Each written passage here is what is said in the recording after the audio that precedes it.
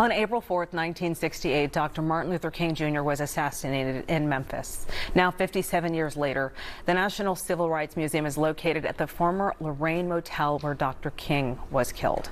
Ryan Jones is the Director of History, Interpretation, and Curatorial Services at the museum, and he is here with us this morning to give us some context into what's going on this year. Now, you said something that was chilling to me a moment ago about what was happening this very moment 57 years ago. That's right. Dr. King and his colleagues of the Southern Christian Leadership Conference were boarding a flight right now, Flight 381, out of Atlanta, Georgia, en route to the city of Memphis. And as he arrived at the airport, he was transported from the airport to the Lorraine Motel, where he took his room at room 306 on the second floor balcony.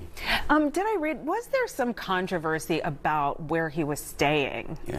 Yeah, Dr. King at this time in the civil rights movement was practicing racial integration. With the passage of the civil rights bill, he was able to stay at other integrated hotels, which were once segregated, like the Peabody and the Holiday in Rivermont. On this very final trip, it was a press report that was leaked that stated that Dr. King was hypocrite. The Commercial Appeal newspaper, right? Correct. Yeah. That Dr. King was not practicing at the all-black-owned Lorraine, and so on this time, he does stay at the Lorraine, and his room was changed in the final day. And so his location was just kind of like it was actually posted in the newspaper. That's correct. Not only did the public know that Dr. King was staying at the Lorraine, they knew that he was staying in room 306 on April 3rd and April 4th, 1968, 57 years ago. Wow. And so the museum's using this time to not just commemorate Dr. King's work, but it's also a call to action. Can you just speak on his works, what he was doing? You know, let's not forget. Sure. Well, you know, this moment is such a heavy day for us at the museum. We're having this incredible commemoration tomorrow starting at 5 p.m. where we will reflect the life and legacy of Dr. King's assassination.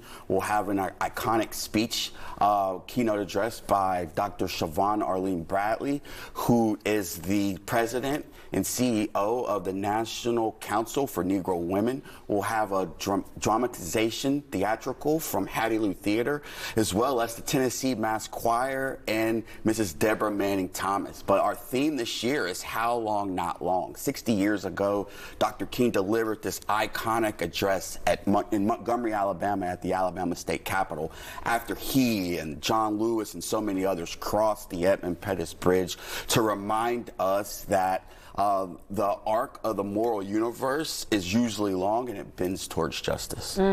What is the call to action? The call to action is to remember this history, to apply Dr. King's principles of his pillars of nonviolent direct action, as well as his beloved community, and to take his teachings and his writings that he gave his life for. You know, at the very young age of 39, he's talking about these things to bring a racial unification of the people so that we can move forward in our country.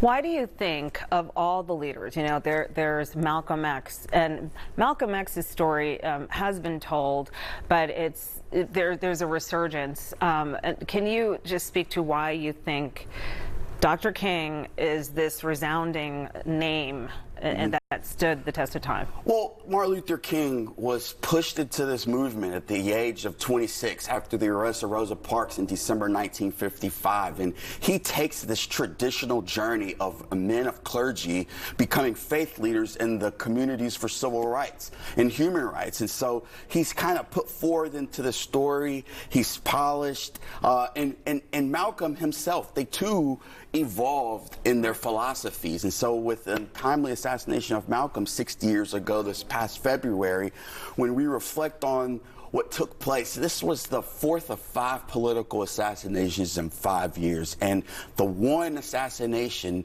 that erupts in civil unrest was the murder of Dr. King in our city of Memphis. Over 100 cities had public uprisings in the response to his assassination, a man who fought for freedom, justice, and equality, and does so nonviolently. How do we get tickets, and what will the day look like? I mean, Sure. So tomorrow we'll open normal at 9 a.m. at the National Civil Rights Museum. We will begin our commemoration at 5 o'clock p.m.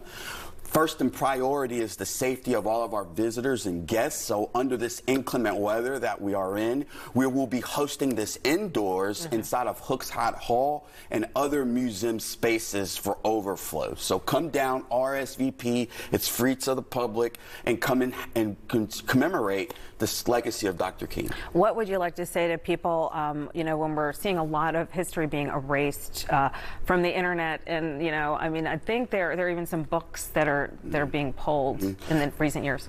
Always rely on primary and secondary sources. This history of this country, this history of the Black freedom struggle is not an idea. These are facts that occurred. In order for us as a country to move forward, we have to acknowledge and reconcile it, no matter how difficult and unfortunately heavy it might be. But in order to do that, we have to come together as one so that we can propel forward. All right. Thank you for being the bearer of the story of the Civil Rights Museum.